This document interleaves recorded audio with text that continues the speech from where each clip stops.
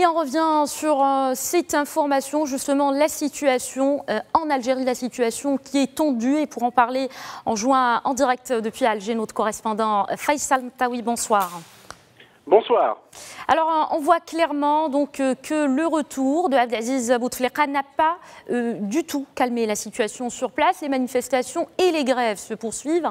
À quoi peut-on s'attendre dans les heures et les jours à venir en Algérie ? Justement parce que tout le monde attendait que le président Bouteflika, qui est revenu selon un communiqué de la présidence algérienne, après des examens musicaux à Genève, des examens qui ont duré 15 jours, tout le monde attendait qu'il y ait des décisions courageuses et fortes. C'est un appel qui a été lancé par l'opposition à plusieurs reprises depuis le début des contestations contre le 5e mandat pour le président Bouteflika. Cela a commencé, pour rappel, le 22 février dernier. Comme il n'y a pas de réponse jusqu'à maintenant, qu'il n'y a pas de réaction ni du gouvernement, ni des ministres, ni de la présidence algérienne, donc la contestation continue. Cette fois-ci, ce qui a marqué la journée d'aujourd'hui, c'est la décision des juges de ne pas encadrer l'opération électorale dans le cas où le président Bouteflika maintienne le projet du 5e mandat.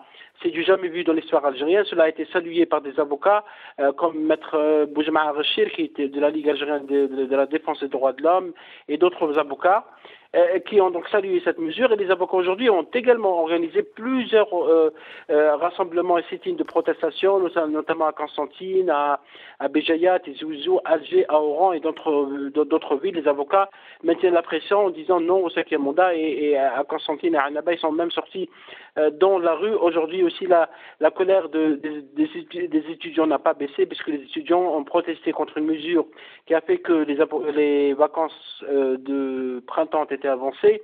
La protestation a été aussi marquée, a été vue aujourd'hui au Parlement algérien, où des partis de l'opposition, comme les partis Nahda, El Bina et d'autres partis, ont retiré leurs députés, ont gelé leurs activités au Parlement, c'est la chambre basse du Parlement, pour protester justement contre le 5e mandat. On attend de décisions, puisqu'il est question que des décisions soient prises par le président Bouteflika ou par d'autres responsables dans le pays. Tant qu'il n'y a pas ça, donc la contestation continue dans le pays, avec aussi, je rappelle, qu'il y a un mouvement de grève générale dans le pays depuis hier, depuis le 10 mars. Justement, Faisal, les étudiants vont encore sortir dans la rue demain, encore en dehors maintenant des magistrats et des médecins.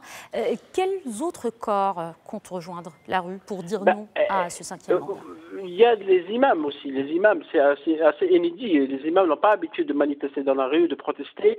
Les imams veulent protester dans un rassemblement. Ils ont appelé à un rassemblement devant le Conseil constitutionnel à Alger pour dire non aux injonctions données par le ministère des Affaires religieuses, qui leur demande peut-être de critiquer un peu ce qui se passe dans la rue, de dire qu'il faut respecter la loi, il ne faut pas sortir de l'ordre établi. Donc ils ont voulu protester ça en disant qu'on quand il y a des contestations selon une lecture religieuse qu'ils ont fait, ils refusent donc ces injonctions. Il y a aussi les pharmaciens, les médecins qui ont déjà manifesté aujourd'hui par exemple à Batna, dans l'Est algérien. Et donc des catégories sociales qui sont en train de rejoindre la contestation.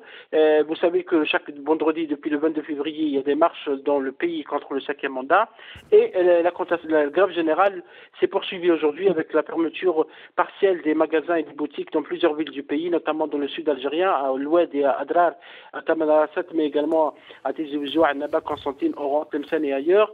Et l'arrêt de travail dans certains secteurs industriels, secteurs d'activité, même les secteurs qui dépendent du gouvernement, comme le secteur de l'énergie dans le sud algérien. Merci beaucoup Faisal Mtaoui pour cet éclairage. Je rappelle que vous étiez avec nous en direct depuis Alger.